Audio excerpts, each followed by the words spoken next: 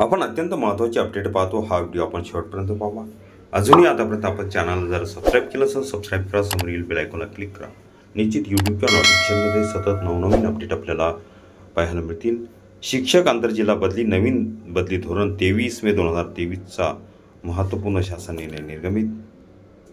जिल्हा परिषद शिक्षक संवर्गाचे नव्याने बदली धोरण निश्चित करताना विद्यार्थ्यांची शैक्षणिक गुणवत्ता, जिल्हा परिषद शाळांमधील घटणारी पटसंख्या, अध्यापनातील स्थैर्य, शिक्षकांना काम करीत असताना उद्भवणाऱ्या अडीअडचणी विचारात घेऊन क्रमांक 1 येथील 7/4/2021च्या शासन निर्णयाने शिक्षकांच्या ऑनलाईन बदल्याबाबतची सुधारित बदली धोरण निश्चित करण्यात आले आहे. त्यानुसार सन 2022 ची ऑनलाईन बदली प्रक्रिया पार पडल्यानंतर काही शिक्षक संघटनांकडून सूचना निवेदने शासनात प्राप्त झाले आहेत. तसेच शासन निर्णय 7/4/2021 मधील काही तरतुदी आव्हानित करणाऱ्या रीट याचिका माननीय उच्च न्यायालयाच्या विविध खंडपीठामध्ये दाखल करण्यात आलेल्या आहेत. या संदर्भातील गांभीर्य विचारात घेऊन रीट याचिका क्रमांक 677/2023 मध्ये संदर्भ क्रमांक येथील 13/1/2023 रोजीच्या पत्राने माननीय उच्च न्यायालयासमोर शासनाने मांडलेल्या भूमिकेस अनुसरून जिल्हा परिषद शिक्षकांच्या संगणकीय ऑनलाईन पद्धतीने होणाऱ्या आंतरजिल्हा व जिल्हांतर्गत बदल्याबाबत शासन निर्णय 7/4/2021 मधील तरतुदी, त्या अनुषंगाने प्राप्त सूचना निवेदने याबाबत शिफारसी करण्यासाठी वाचा 3 येथील शासन निर्णयाने अभ्यासगट नेमण्यात आला आहे. सदर अभ्यास गटाने केलेल्या शिफारसीनुसार अनुसरून जिल्हा परिषद प्राथमिक शिक्षकांच्या ऑनलाईन आंतरजिल्हा बदलीबाबतच्या धोरणामध्ये अधिक सुधारणा करण्याची बाब शासनाच्या विचाराधीन होती.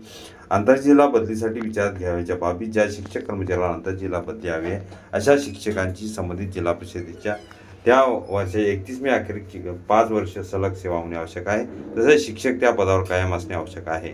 5 वर्षाच्या कालावधीत संबंधित शिक्षकांच्या शिक्षण सेवक या पदावर असलेला कालावधी विचारात घेतला जाईल. विशेष संवर्ग भाग 1 व 2 येथील कर्मचाऱ्यांना सेवेचा मर्यादा 3 वर्षाची असेल.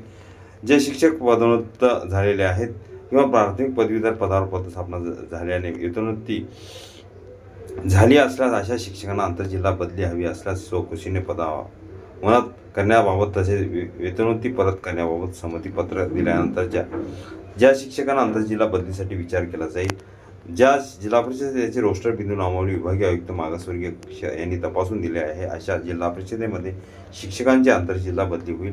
आंतरजिल्हा बदली प्रकरणात ज्या जिल्हा परिषद रोस्टर बिंदू नामावली विभागीय आयुक्त मागासवर्गीय कक्ष यांनी तपासून दिली नाहीत अशा जिल्हा परिषदेमध्ये फक्त शिक्षकांच्या आंतरजिल्हा बदली साखळी पद्धतीने होईल. सदरच्या बदल्या ह्यापूर्वी निश्चित केलेल्या धोरणानुसार 10% जास्त जागा रिक्त असल्यास त्या जिल्हा परिषदांमधून शिक्षकांना आंतरजिल्हा बदलीने बाहेर जाता येणार नाही. जिल्ह्यातून बाहेर जाण्याकरिता रिक्त पदाची टक्केवारी 10% कमी असणे गरजेचे आहे. सदरची आंतरजिल्हा बदली करताना संबंधित शिक्षकांच्या नियुक्ती प्रवर्गानुसार बदलीने जाण्याचा जिल्हा परिषदेने रिक्त पद असल्यास त्या रिक्त पदावर बदली करण्यात येईल. पत्नी एकत्रीकरणाअंतर्गत असणारे वर्गवारी खालीलप्रमाणे. तथापि एखाद्या जिल्ह्यामध्ये पती-पत्नी एकत्रीकरणाअंतर्गत अर्ज सादर करणाऱ्या शिक्षकांच्या जिल्ह्यातील प्राधान्यक्रम सेवाज्येष्ठता विचारात घेऊन ठरविण्यात येईल. पती-पत्नी दोघेही जिल्हा परिषद कर्मचारी असतील तर पती-पत्नी दोघांपैकी एक जिल्हा परिषद कर्मचारी व दुसरा राज्य शासकीय कर्मचारी असेल तर पती-पत्नी दोघांपैकी एक जिल्हा परिषद कर्मचारी व दुसरा केंद्र शासकीय कर्मचारी असेल तर पती-पत्नी दोघांपैकी एक जिल्हा परिषद कर्मचारी व दुसरा राज्य शासनाच्या स्वायत्त संस्थेचा कर्मचारी असेल तर, उदाहरण महानगरपालिका, नगरपालिका. पती-पत्नी दोघांपैकी एक जिल्हा परिषद कर्मचारी व दुसरा राज्य अथवा केंद्र शासनाच्या सार्वजनिक उपक्रमातील कर्मचारी. पती-पत्नी दोघांपैकी एक जिल्हा परिषद कर्मचारी व दुसरा अनुदानित संस्थेतील कर्मचारी असेल तर. दुसरी महत्त्वाची अपडेट पाहूया. जिल्हा परिषद शिक्षकांची आंतरजिल्हा बदली आता कायमची बंद. नवीन भरती झालेल्या ह्या दिवशी नेमणुका तर पुढची नवीन भरती 20 मे नंतर.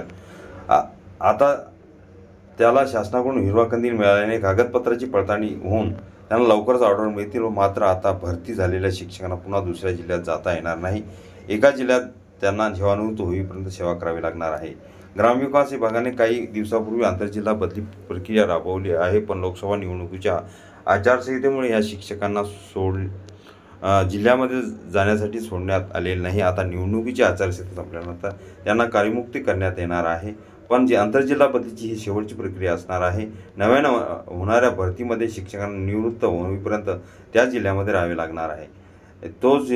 या जिल्ह्यामध्ये काम करावे लागत असल्याने चे लेखी द्यावे लागणार आहे. येत्या 1ली ते 5वी वर्गातील शिक्षक नव्याने निवड घेऊन येत्या 6वी ते 9वी पर्यंतच्या वर्गासाठी गेला तर त्यास बाहेरील जिल्ह्यात जाण्यास परवानगी असणार आहे. मात्र एकदा भरती झालेला शिक्षक त्याच पदावर काही वर्षांनी पुन्हा सहज जिल्ह्यात जाणार नाही किंवा त्याला आता जाता येणार नाही. शालेय शिक्षण विभागाने यापूर्वी संदर्भात देखील शासन निर्णय काढलेला आहे. निवडणुकीचा शेवटचा टप्पा झाल्यानंतर नवीन भरतीला सुरुवात केली जाणार.